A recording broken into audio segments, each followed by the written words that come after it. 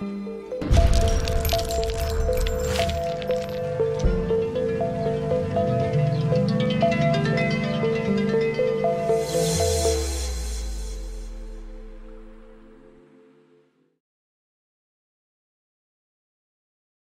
présente, je m'appelle Jamal Hawass, j'ai 27 ans, je suis chef d'entreprise Cartagena SA, ainsi que je suis le directeur de l'événement Soliman Business Academy. Soliman Business Academy, c'est un événement, on aimerait bien qu'il soit un événement grandiose, c'est une académie de 3 semaines successives pour créer des entreprises et des entrepreneurs.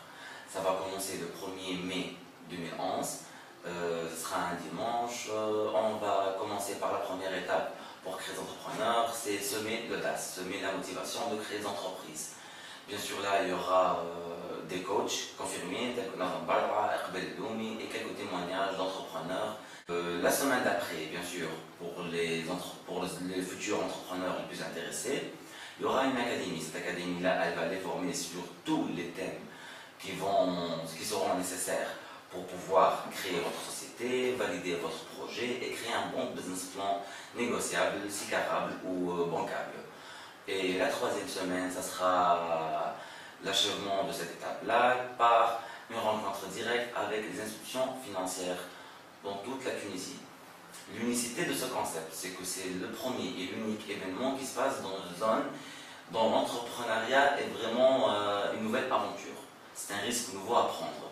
Donc là, c'est un double risque, un risque pour Soliman Business Academy en tant qu'événement, et c'est un risque pour les habitants et les jeunes diplômés de la zone. C'est une ville connue par son histoire, c'est une ville connue par son histoire aussi en agriculture. Mais dans les 3 dernières décennies, elle a vécu une certaine métamorphose économique. Cette métamorphose, personnellement, elle m'a donné une vision. Je sens beaucoup que Soliman, d'ici à 50 ans, elle sera la nouvelle capitale économique du Gabon et même du Nord. Pourquoi? C'est parmi les rares villes où il y a une forte activité d'agriculture, une forte activité industrielle. Le secteur des services est en train de suivre une expansion assez exponentielle, ce qui pose une seule question. Pourquoi ne pas avancer? Pourquoi attendre que l'État investisse ou attendre des étrangers qu'ils viennent faire des investissements là-bas? Et je pense là, en 2011, c'est une révolution. Et au lieu de dire dégage, les habitants de Soliman vont s'engager à s'entreprendre, à lancer des sociétés, à miser sur la création de la valeur. Et on va changer Soliman d'une ville dortoir à une ville créateur économique qui, pourquoi pas, sera pas un clonage de la Silicon Valley californienne.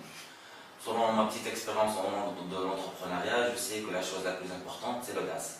C'est le fait d'avoir le courage d'avancer, d'avoir le courage de faire des pas en avant. Alors, l'objectif de la première semaine, c'est de les initier, de les motiver, de les mettre en feu, d'ouvrir leur appétit pour avoir des projets.